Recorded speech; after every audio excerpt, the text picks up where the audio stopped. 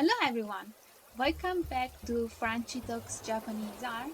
I'm Franchi and I'm back with a new video.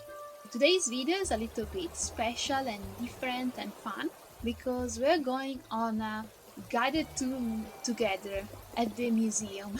In fact, I recently got the video game Animal Crossing and I thought to take you with me on a museum visit of the Japanese section of the Animal Crossing Museum.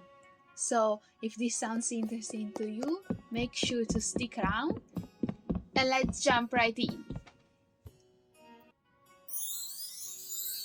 So, for this guided tour, I decided to start from one of the, if not the most iconic and worldwide known artworks from Japan. We are talking about The Great Wave of Kanagawa by Katsushika Hokusai, which was created between 1830 and 1832. I'm sure that most of you have seen this artwork, if not every one of you. And I have to say, it's really famous for a reason because it's incredibly beautiful. The artist who made it, Katsushika Hokusai, was an artist who was working in 19th century Japan, and we have to say he made a series of representations of the archipelago's most beloved volcano, which is the Mount Fuji, which we can see in this woodblock print. And the series was called the 36 Views of Mount Fuji, although we have to admit that he did end up making 46 of these views, not 36. And in each view, we can see a landscape, which of course includes the Mount Fuji. However, in the landscapes, Hokusai never failed to include human figures as well. And in fact, we can say that the second protagonist of this series is the people, which are always common people going along in their everyday activities. So if we look at this artwork, what can we see? At the very front, we see a huge wave which is curving onto itself with a great energy and dynamicity and strength. And at the bottom part of the wave, and also on the right side of the print, we see boats, and the boats seem to be floating right in the direction of the wave. And if we look onto the boats, we see fishermen who are bent over their oars, and what we can understand is that they have been fishing all night, and now that it's daylight, it's morning, they're trying to go back to shore. However, on their trip back, they encounter this huge wave. So this must not have been a great moment to be in, and we can only imagine their state of mind. The Mount Fuji, we can only see it at the very back of the composition, and it's quite interesting because in this instance, the mountain does not dominate the picture, but actually it's quite the opposite. It results almost understated. There is one thing that I want to point out because it's a pet peeve of mine and it always triggers me. That despite the fact that Animal Crossing gave this artwork the title of dynamic painting, this artwork is not a painting at all. Actually, it's a woodblock print. So I thought that because this is kind of a simple video, I would give a little introduction to what woodblock prints are. Woodblock prints are an artistic media which peaked in Japan during the Edo period, so between 1603 and 1868. And when making woodblock prints, the artwork starts with an image which is first drawn onto paper, and then this paper is glued face down onto a plank of wood. And following the drawing's outlines, the wood is chiseled away, recreating the drawing onto this wooden block. The block is then inked using a brush, and then other sheets of paper are applied onto it and pressed with a flat handheld tool called a baren, so that the ink is transferred onto the paper, recreating then the original image. This last step of transferring the image onto paper could be repeated multiple times, and for this reason, multiple prints of the same image exist. In fact, there isn't one Great Wave of Kanagawa, There are many of them which are held in different collections and different museums. And one thing that I would like for everyone to keep in mind is that woodblock prints were not the work of only one person. In fact, we said that this artwork was made by Katsushika Hokusai, but actually the production was divided between the artist, so Hokusai, who designed the print, and then the carver who cut the woodblocks, a printer who inked and pressed the woodblocks onto paper, and the publisher who financed, promoted, and distributed the works. In this manner, woodblock prints could be made in large numbers and were actually sold at affordable prices. They were intended for mass consumption, which I think is a beautiful idea. And since they were being bought by a large number of people, certain things became popular which were beloved by the masses, let's say. So this includes kabuki theater actors, sumo wrestlers, beautiful women, and landscapes such as the one that we've seen today. So let's jump onto our next artwork, which is also a woodblock print and is also dated to the Edo period, specifically to the year 1794. And in this case, the woodblock print artist who made it was Tōshūsai Sharaku, and he has depicted the actor of kabuki theater, Ōtani Oniji III, as he performs the role of Yakko Edobei in the play The Color Drains of a Loving Wife. So we see a character depicted. This character is Yakko Edobei, who is a samurai's evil manservant who in the play tries to rob the money of another servant named Ippei. Sharaku decided to represent Yakko Edobei in the moment of this confrontation, of this attempted theft. And he shows Edobei with a leering face. Its mouth is tightly closed, almost going downwards. His chin is jutting forward, and also his hands are outstretched, groping. And in this way, Sharaku managed to truly capture the ruthless nature of this wicked man, who is ready for a fight, we can see. And moreover, the artist has emphasized this kind of full dramatic tension of the moment by depicting the actor who is playing this role of Yakko Edobei, as he performs a mie. This is a stage pose typical of kabuki theater, which consists of crossing one's eyes and is meant to show that the character's emotions of anger are at their peak.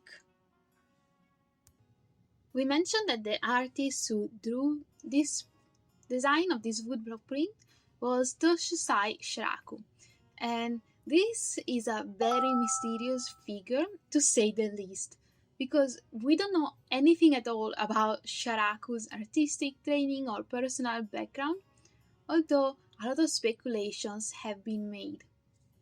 But what we know for certain is that his career seems to have only spanned for around 10 months, in which he produced a stunning amount of 140 woodblock prints. And after that, he just disappeared from the world of woodblock printing. Most of his production has as subject kabuki plays and actors of kabuki, with only a few exceptions of sumo wrestler and landscapes. And in his woodblock prints of actors, we can see that he really developed a unique style, which very much differed from that of the other artists of the time. And in his production, we can think that his goal was to express emotions, energy, and dynamism. And to achieve these ideas, he let go of the idealized approach of his contemporaries, and he often included very realistic details and unflattering features. But for these reasons, he was harshly criticized by fellow artists at the time, and unfortunately, his style seems to have tamed with the passing of the months of his short career, until eventually his production just seems to have come to a stop completely. Let's jump onto another artwork, a very beautiful painting this time. And we are looking at the amazing Beauty Looking Back by Hishikawa Moronobu, dated to the 17th century. This is a painting and it depicts a beautiful, glamorous woman glancing back over her shoulder, as if someone or something has caught her attention. But we do not know what that might be, because the lady is the sole protagonist of the painting, and she is a total focus of the attention of the viewers, and in fact the background is left completely neutral. She is wearing a beautiful red kimono with flower decoration which pairs beautifully with the green obi belt. This is one of Ishikawa Moronobu's most famous artworks. Moronobu was the son of a gold and silver thread brocade artisan, and he himself had a successful career as an artist, both working on woodblock prints and also paintings. And many of his paintings belong to the category of bijinga, pictures of beautiful women, which he painted in his own personal, recognizable style. All the artworks that we have seen until now can be, let's say, thematically reunited under the idea or definition of ukiyo-e, so pictures of the floating world. And ukiyo is an ideal of the Edo period which encouraged living a life in search of fleeting and ephemeral pleasure, for example, by attending cities, theaters, and red light districts. And we have to say that Hishikawa Moronobu was the first to call himself an artist of ukiyo-e, so an artist of pictures of the floating world. Let's jump onto another beautiful painting. This one is painted on a two-panel folding screen, and it represents the god of thunder and the god of wind, Fūjin and Raijin. The screen was painted by Sōtatsu around the year 1621. The two deities are represented standing against a golden background which was made using gold leaf, and in the upper left corner we see the god of thunder, which is depicted with white skin, and his garments are painted in solid colors such as orange and green. But if we look at his horns specifically, we can see that Sōtatsu used a specific characteristic technique of his style, which is called tarashikomi, and it consists in applying one color on the top of the other while they are still wet, creating in this way a kind of irregular blending. For the iconography of the god of thunder Raijin, Sōtatsu was probably inspired by a scroll, the Kitano Tenjin Engi Emaki, a painted hand scroll which depicts the foundation of the Kitano temple and the life of Sugawara no Michizane, which was painted around the beginning of the 13th century. In it, Sugawara no Michizane is depicted as a vengeful ghost and is painted as a god of thunder. And we can see the similarities between the hand scroll and the screens, and we know that Sōtatsu had actually studied this scroll. On the other side of the screen, we see Fūjin, the god of wind, who is painted with green skin and white and green robes. And both gods are surrounded by dark clouds. What is most striking about this painting and this screen in general is the empty space which dominates the middle of the painting. This kind of balance between field and empty spaces is typical of the work of Sōtatsu, and it may actually stem from his first occupation.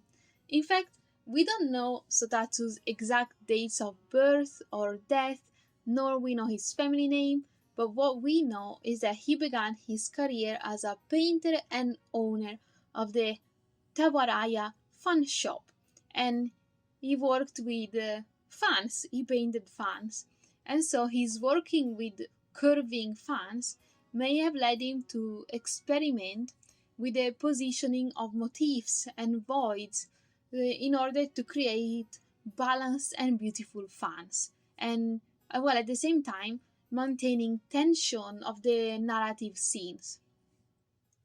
And in fact, we can also look at another artwork, another screen, where we can see that he didn't abandon fans completely throughout his very successful career. And sometimes he even included them over bigger formats, for example, in this folding screen on which he applied painted fans.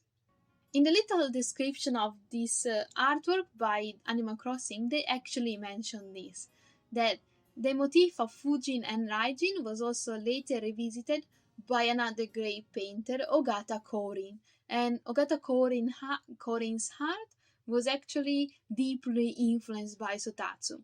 And in this painting, we can see in fact that he maintained the same iconography and composition for the painting of the two figures.